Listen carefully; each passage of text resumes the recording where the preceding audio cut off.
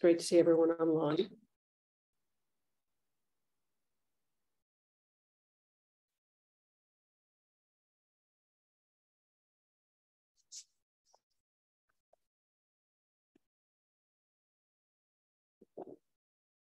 Oh, there's already a little water in there. So this morning, I'm going to continue to talk about Inmo. And this is a lecture talk 4. And I want to say that Daijaku Sensei helped me a little bit with this because I was kind of floundering around when I first started and thought, boy, what am I going to say? So I talked to her a little bit about it and kind of got a fresh perspective on it, which was nice. I was sort of going the seriously geeky route. So it was good. All right, so in this section of Inmo, Dogen quotes 2 stories, and they are from the a text called the Jingde Chongdeng Lu, or Records of the Transmission of the Lamb, which was probably compiled around 1008, around in there. And the first story involves the 17th and 18th ancestors in our lineage chart. That's down from Shakyamuni Buddha. So we chant their names every Tuesday morning, and it's Shogunandai and Kayashata, right? They, remember those guys? And the second story is from a few hundred years later, and involves Daijian Huining.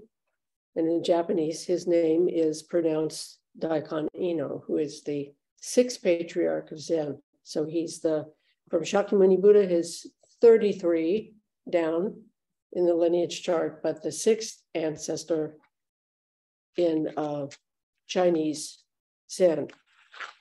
So we also chant his name. So these are the 2 stories. So here's the first story.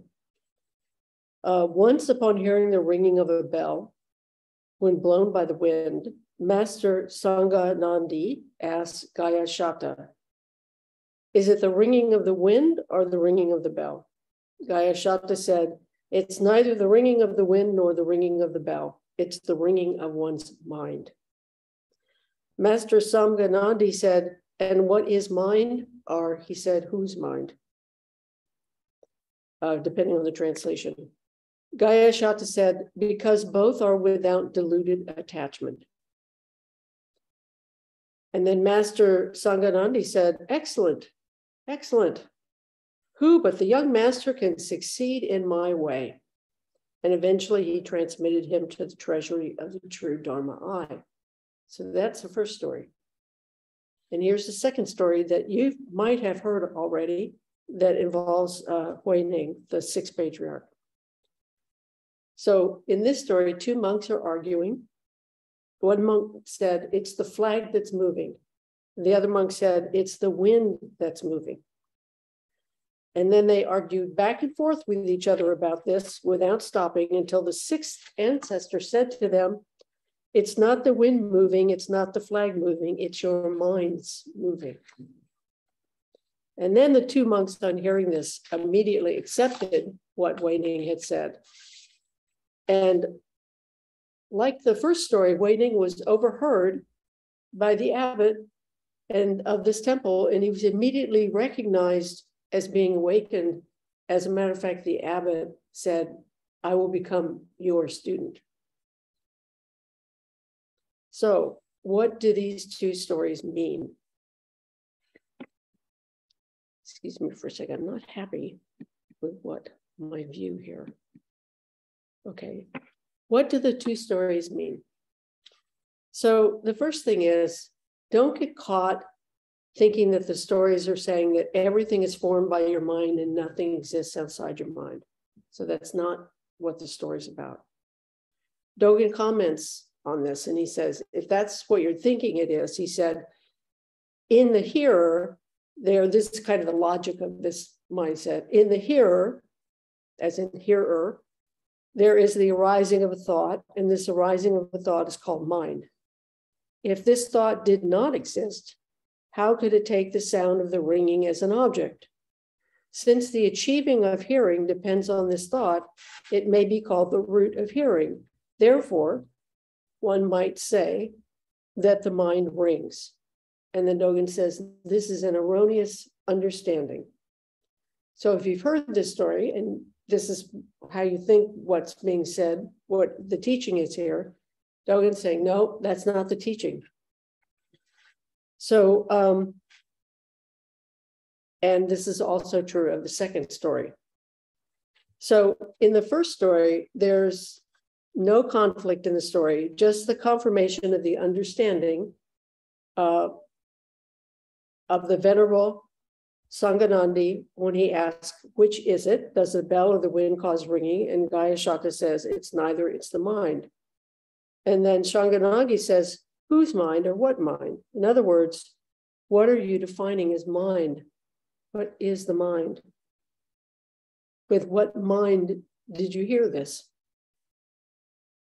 So this is the mind without deluded attachment that knows that ringing is the confluence of everything, including this mind. Okay, so what in the original story he says because both are without deluded attachment.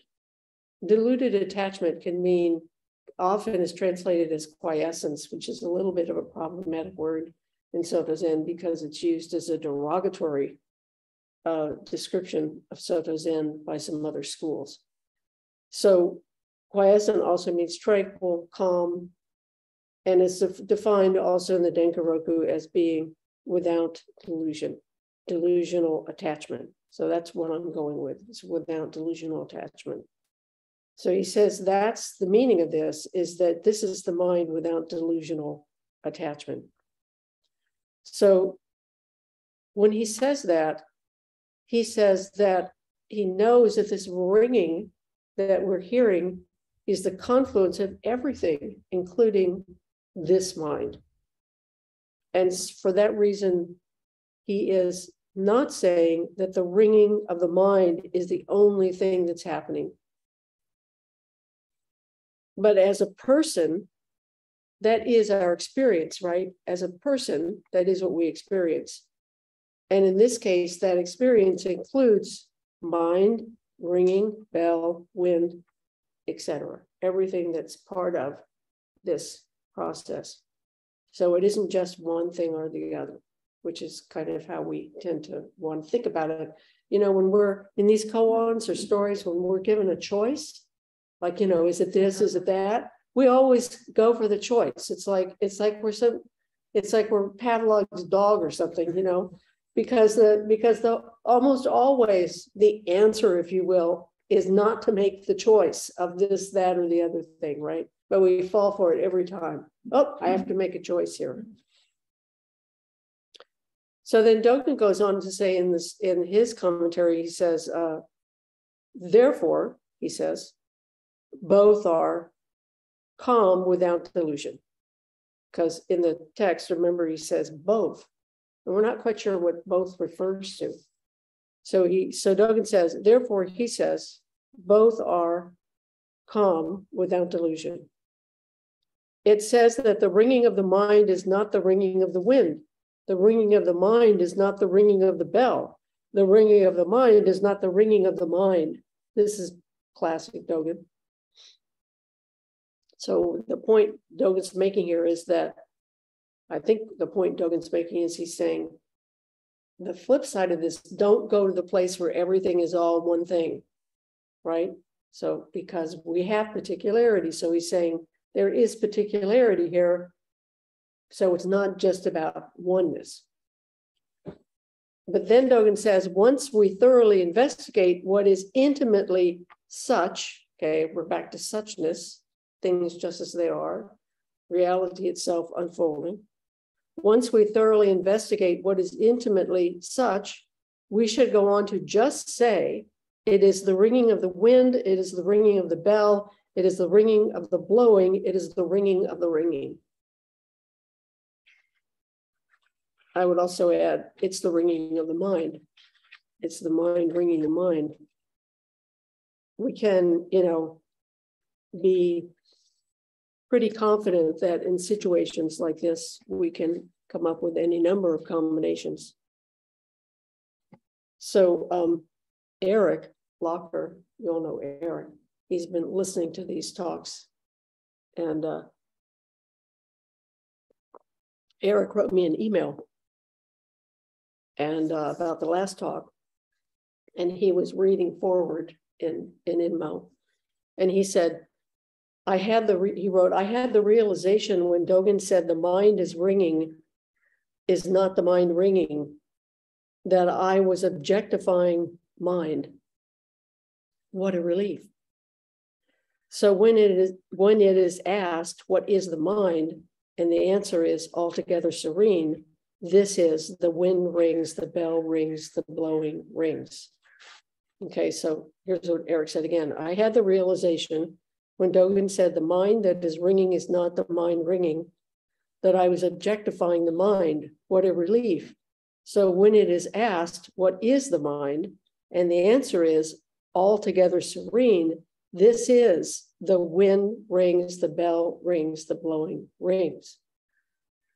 So my understanding of Eric's comment is that once we see all the factors that go into this, that, inclusively, then we're freed from thinking that we're the only actors in this situation, where Eric says that we are freed from thinking, Eric says, what a relief. And then, so the mind is not just my mind, and the mind is not just your mind, but we can include in this idea of mind all the factors known and unknown that are arising in this particular point in time. In this case, this example that's given is the sound of the bell ringing. So we might see the mind outside the activity of ringing, wind, bell, etc., but we don't make the mind greater than the other aspects that are happening, that are creating this moment of the bell, the sounding of the bell.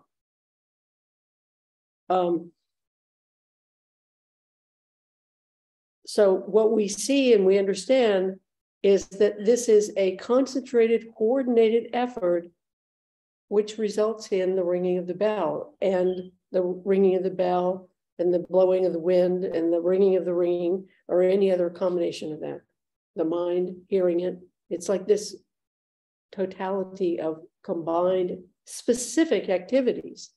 They're not amorphous, they're specific. They're being named specifically here. We have the bell and the clapper, which he doesn't mention, and we have the wind, and we have our mind, and all of these aspects, and the ringing. All of these things are very specific named activities and results. So with what mind do we hear and understand what is happening around us? I think that's the question. With what mind do we hear and see and understand, interpret, respond to what's happening around us? So is it the mind of delusion, or is it the mind of inclusivity? In other words, are we willing to question our own authority? That voice in our head, that understanding that we have? Are we willing to ask ourselves if there's more going on, possibly more going on than the view that we have, our limited view? And to what do we attribute the causes of the events around us?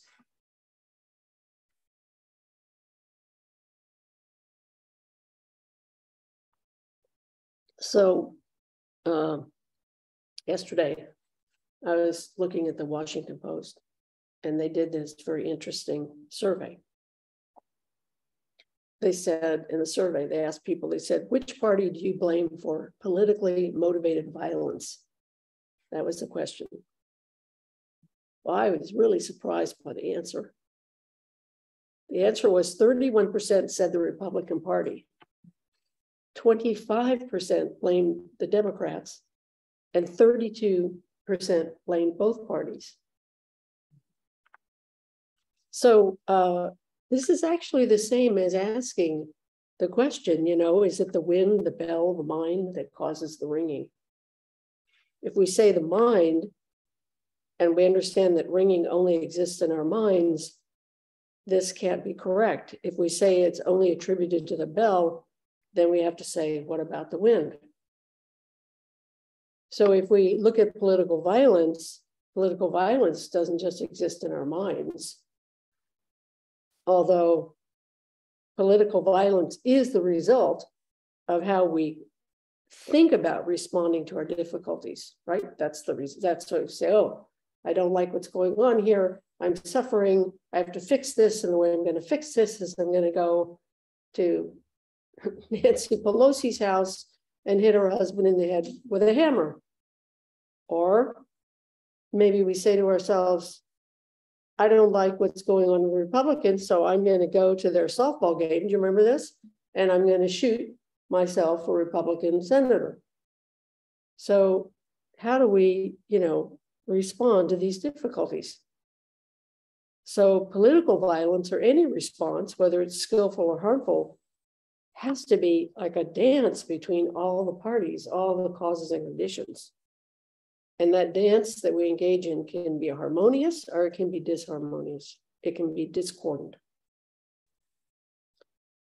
So in the story about the six ancestor about the two monks arguing, these two monks are fighting about an idea. They're fighting over theology, essentially, how they understand the nature of reality in their minds and their practice. And I think if the sixth ancestor hadn't come along, they probably would have gotten in a fight with each other. So we would have had these two monks rolling around on the ground. No, it's your mind. No, it's this, it's that, it's ringing, it's the bell, Can you imagine like fighting over something like that?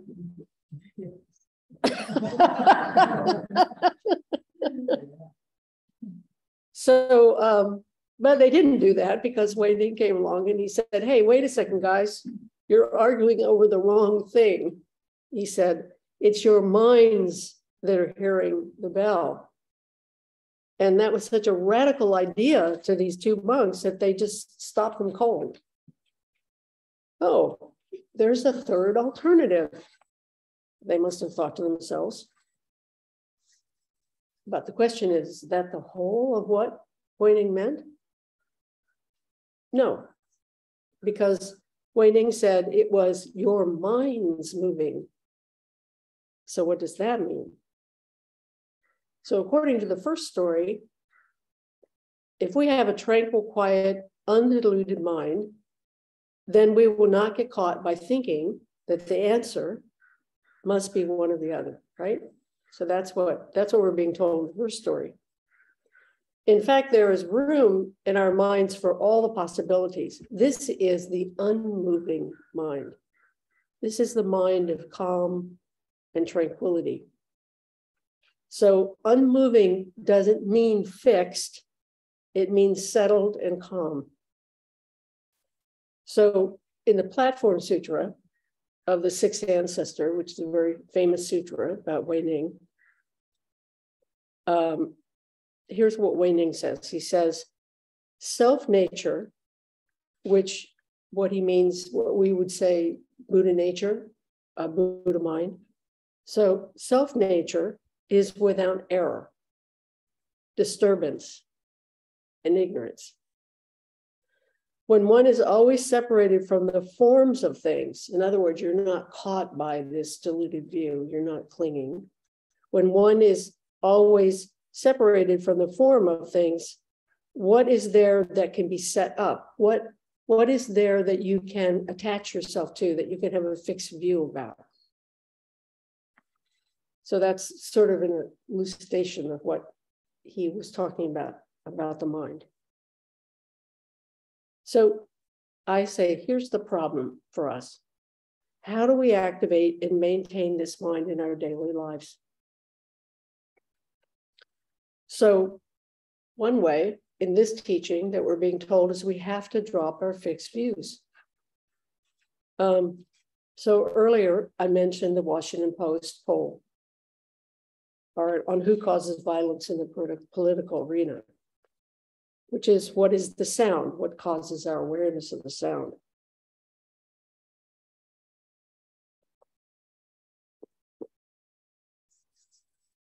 Is it the wind? Is it the clapper and the bell?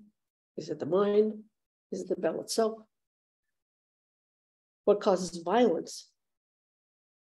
Is it someone or something outside myself? Or is it me? Or is it just another person? Or is it a group? Is it the culture? Mass media? Is it fear? So I think it's really clear that we could say that this unskillful action is having an attachment to a fixed view. That's one of the reasons why these problems are happening. Because if you don't have an attachment to something, you're not going to be fighting over it. If the two monks were not attached to, no, it's the wind, no, it's the flag, if they weren't fighting over that, then they might have had a different outcome. But instead, they were like really polarized about this. And then Wei Ning is kind of like, I don't know, like Gandhi coming along. And he goes, he says, oh, no, guys, it's your minds that are moving. So we have to ask ourselves, does it help to blame? And does it help to be entrenched in a view? So when I first read the Washington Post poll, I was surprised. I realized that I had a kind of false syllogism in my mind. Republicans are more prone to express their political views with violence than Democrats. Republicans are the option to check here, therefore they are more responsible, and I'll check that option. I don't know how close that is to being a classical syllogism, but anyway, that was my mindset. Oh, of course, it's going to be the Republicans. Nobody's going to pick the Democrats, or maybe, I don't know, 20%, 15%. I don't know. These are people who read the Washington Post. Goodness gracious, Oh, who has a fixed view here? Who's like really surprised to discover that actually between, we've got three answers here. They're all basically about the same percentage of people. So my unexamined view has many flaws.